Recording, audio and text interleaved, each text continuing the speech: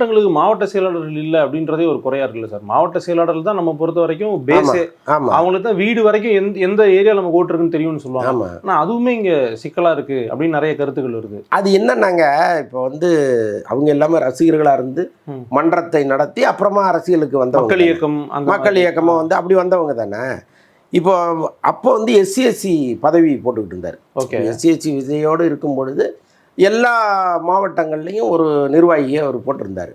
அதற்கப்புறம் எஸ்சிக்கும் விஜய்க்கும் முரண்பாடு ஏற்பட்டு எஸ்சி வந்து எதுக்கு நமக்கு இந்த வேலைன்னா ஒரு ஒதுங்கின பிறகு அந்த பழைய நபர்களை எல்லாமே தூக்கிட்டு விஜய்க்கு வேண்டப்பட்டவர்கள், அதாவது புஷி ஆனந்துக்கு வேண்டப்பட்டவர்களை உள்ளே போட்டாங்க. புது லைன் வேற ஆட்களை உள்ளே போட்டாங்க. அப்போ பழைய ஆட்களும் விஜய்க்காக பொறுத்துக்கிட்டு அவங்க வேலையை பார்த்துட்டே இருந்தாங்க, கட்சிக்கான வேலையை பார்த்துட்டே இருந்தாங்க. ஆனால் எங்களுக்கும் ஒரு பதவி கொடுத்துருக்கலாமே, நாங்களும் ஆரம்பத்துலேருந்து இருக்கோம், நாளைய தீர்ப்புலேருந்தே நாங்கள் இருக்கோமே, அப்போ ஏன் எங்களை புறக்கணிக்கிறங்கிற குரல் வந்து அங்கே இருந்துகிட்டே இருந்துச்சு. ஆனால் அவங்க குரல் வந்து விஜய் காதில் எடுபடவே இல்லை, போய் சேரவே இல்லை. ஒருவேளை அவருக்கு போய் சேர்ந்துருந்ததுன்னா கன்சிடர் பண்ணிப்பாரு என்னவோ தெரியல, அது போய் சேரவே இல்லை, நடுவில் பிரேக் பண்ணிட்டாங்க.